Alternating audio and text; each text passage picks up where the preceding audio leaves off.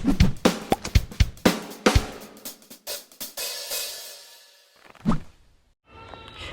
Guys, आप सभी का स्वागत है आपके YouTube channel flying shot and zone में।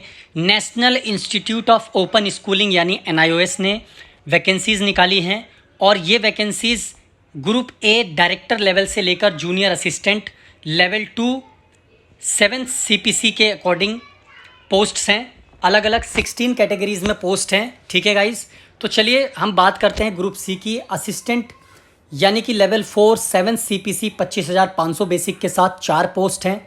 स्टेनोग्राफर लेवल 4 7 CPC के साथ 25,500 बेसिक के साथ 3 पोस्ट हैं। और इसी के साथ साथ junior assistant level 2 7 CPC 19,900 basic के साथ 36 पोस्ट हैं। ठीक है गाइज, बाकी अगर किसी को अपर लेवल की पोस्टें देखनी हैं तो आपको मैं PDF का लिंक दे दूंगा डिस्क्रिप्शन पे, आप वहाँ से देख सकते हैं। चलिए अगले हम बात करते हैं इसके जनरल इंस्ट्रक्शंस क्या है। देखिए जनरल इंस्ट्रक्शंस आमतौर पर 2 हैं इसके। एक, आपको अप्लाई कैसे करना है, तो ऑनलाइन मोड ही एक्सेप्टेबल है और ऑनलाइन मोड से ही आपको इसे अप्लाई करना है। 10 अक्टूबर 2021 इसकी लास्ट डेट है। NIOS की ऑफिशियल साइट पर आप जाकर इसको अप्लाई कर सकते हैं। चलिए इसके बाद आपको कैसे अप्लाई करना है, एज़ यूजुअल जैसे बाकी ऑनलाइन एप्लीकेशंस होते हैं उसी तरीके से आपको अप्लाई करना है। इसका PDF का लिंक मैं डिस्क्रिप्शन में दे दूंगा, आप वहां से इसको डिटेल्ड में पढ़कर आप अप्लाई कर सकते हैं। उसके साथ साथ जो अगर आपको कोई भी डाउट है अप्लाई करने के रिगार्डिंग तो आप मुझसे कमेंट करके कमेंट बॉक्स पे पूछ सकते हैं। चलिए इसके बाद हम बात करते हैं सबसे इम्पॉर्टेंट चीज़, यानी कि रिक्रूटमेंट रूल क्या है एडवर्टाइज पोस्ट्स की, यानी कि उसकी एज लिमिट क्या है और एजुकेशनल क्वालिफिकेशन क्या है। चलिए हम सबसे पहले बात करते हैं असिस्टेंट पोस्ट की। देखिए गाइज, मैं अपर लेवल पे नहीं जा रहा हूँ। अगर अपर लेवल पे कोई अप्लाई करना चाहता है तो आप इस PDF के लिंक को मैं डिस्क्रिप्शन में दे दूँगा, आप वहाँ से डाउनलोड करके देख सकते हैं। चलिए सबसे पहले हम बात करते हैं पोस्ट ऑफ असिस्टेंट। इसकी जो अपर एज लिमिट रखी गई है वो 27 साल रखी गई है। ग्रुप सी की पोस्ट है। एसेंशियल क्वालिफिकेशन में सीनियर सेकेंडरी आपका कंप्लीट होना चाहिए। आपको नोटिंग, ड्राफ्टिंग और गवर्नमेंट रूल्स एंड रेगुलेशंस पता होने चाहिए।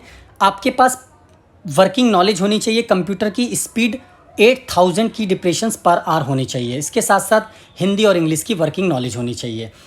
इसके बाद हम बात करते हैं स्टेनोग्राफर यानी लेवल 4 25,500 बेसिक 7 CPC 27 साल इसकी अपर एज लिमिट रखी गई है। ग्रुप सी की पोस्ट है। एसेंशियल क्वालिफिकेशन में सीनियर सेकेंडरी आपका क्लियर होना चाहिए। सर्टिफिकेट या डिप्लोमा होना चाहिए आपका सेक्रेटेरियल प्रैक्टिस का। और इसके साथ साथ आपकी जो शॉर्ट हैंड स्पीड है 80 वर्ड्स पर मिनट विद कंप्यूटर स्पीड 8000 की डिप्रेशंस पर आवर होना चाहिए, यानी कि आपको टाइपिंग स्पीड और शॉर्ट हैंड दोनों होनी चाहिए। डिज़ायरेबिलिटी आपकी मांगी गई है 3 years of experience of working as a stenographer. ये डिज़ायरेबल आपकी होना ज़रूरी भी है और नहीं भी। अगर आप किसी पर्सन के साथ सेम मार्क्स लाते हैं, ठीक है, मेरिट में, तो जिनके पास 3 years ऑफ एक्सपीरियंस होगा उसको प्रीफर किया जाएगा पोस्ट के लिए। चलिए इसके बाद हम बात करते हैं जूनियर असिस्टेंट के लिए। तो लेवल 2 की पोस्ट है। 19,900 बेसिक है इसका। 27 साल इसकी भी अपर एज लिमिट रखी गई है। इसकी भी जो एसेंशियल क्वालिफिकेशन है वो सीनियर सेकेंडरी है।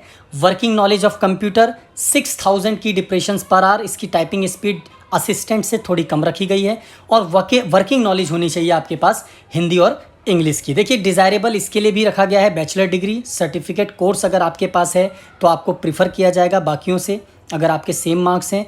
उसके साथ साथ 2 years ऑफ एक्सपीरियंस अगर है आपका गवर्नमेंट या किसी ऑटोनोमस बॉडीज़ में सेम पोस्ट पर तो आपको प्रीफर किया जाएगा। ठीक है गाइस, चलिए इसके बाद इससे भी इम्पॉर्टेंट टॉपिक पे बात करते हैं कि इसका सिलेबस या स्कीम ऑफ एग्ज़ाम क्या है। देखिए guys, scheme of exam as usual जो बाकी एग्ज़ाम्स में होते हैं उसी की तरह है। ठीक है, तो चलिए सबसे पहले हम असिस्टेंट पोस्ट की बात करते हैं कि इसका स्कीम ऑफ एग्ज़ाम कैसा है। तो गाइस 3 टायर एग्ज़ाम आप मान सकते हैं इसका। ठीक है, पहला है रिटन टेस्ट जिसमें 2 पार्ट होंगे, पेपर 1 और दूसरा पेपर 2 डेस्क्रिप्टिव टाइप टेस्ट। ठीक है, और उसके बाद आपका स्किल टेस्ट। जो आपका पहला पेपर होगा रिटन टेस्ट में वो ऑब्जेक्टिव टाइप होगा। आपके 4 टॉपिक्स होंगे, जनरल अवेयरनेस, रीजनिंग, मैथमेटिक्स और इंग्लिश लैंग्वेज, जो 25 मार्क्स ईच होगा, यानी कि टोटल मार्क्स 100, 2 घंटे का पेपर होगा।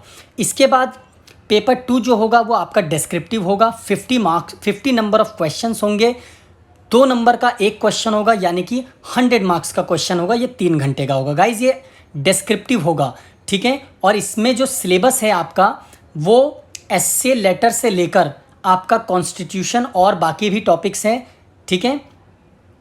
इसके बाद आप जो क्वालिफाई करेंगे पेपर 2 में, यानी कि रिटन टेस्ट के डिस्क्रिप्टिव पार्ट में, उसको स्किल टेस्ट के लिए बुलाया जाएगा। तो स्किल टेस्ट में आपका जो है कंप्यूटर पर आपकी टाइपिंग टेस्ट होगी कि, ठीक है, 8000 की डिप्रेशंस पर आवर आपकी मिनिमम रिक्वायरमेंट मांगी गई है। ये भी 1 घंटे का होगा।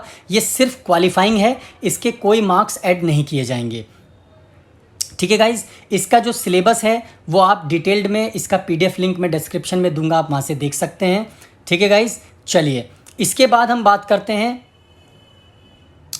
स्टेनोग्राफर पोस्ट के लिए। तो स्टेनोग्राफर पोस्ट के लिए भी सेम क्राइटेरिया है, रिटन टेस्ट है paper 1 and paper 2, second is descriptive type, then skill test. Skill test जो होगा आपका, ठीक है, वो टायर 2 यानी कि रिटन टेस्ट के बाद होगा। पेपर 1 ऑब्जेक्टिव होगा एज यूजुअल, जैसे असिस्टेंट में था, 4 सब्जेक्ट्स हैं, 100 मार्क्स हैं, 25 ईच। पेपर 2 जो होगा डिस्क्रिप्टिव होगा, 50 मार्क्स पर question, 2 marks, total 100 marks, 3 hours का। उसके बाद आपका स्किल टेस्ट होगा, 80 वर्ड्स पर मिनट, ठीक है। उसके साथ साथ 8000 की डिप्रेशन पर आवर में टाइपिंग टेस्ट। ये भी क्वालिफाइंग है, इसके मार्क्स ऐड नहीं किए जाएंगे फाइनल मेरिट में, ठीक है गाइज। इसके बाद हम बात करते हैं जूनियर असिस्टेंट पोस्ट की।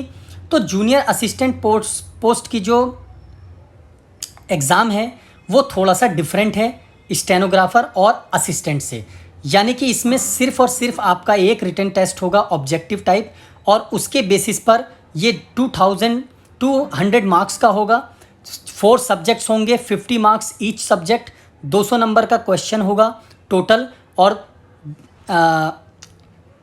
2.5 आवर्स का होगा। इसके बाद स्किल टेस्ट होगा जो क्वालिफाइंग नेचर का, यानी कि केवल रिटन टेस्ट फर्स्ट टायर के हिसाब से आपका मेरिट डिसाइड किया जाएगा। तो गाइज़ ये इन्फॉर्मेशन, ये वीडियो अगर आपको अच्छी लगे तो लाइक और शेयर ज़रूर कर दें। जो चैनल पे नए हैं वो चैनल को सब्सक्राइब करना ना भूलें। आपका सब्सक्रिप्शन ही मुझे मोटिवेशन देता है इस टाइप की और रिक्रूटमेंट रूल्स और बाकी सभी एडवर्टीज़मेंट के लिए। आप चैनल के साथ बने रहिए, तब तक के लिए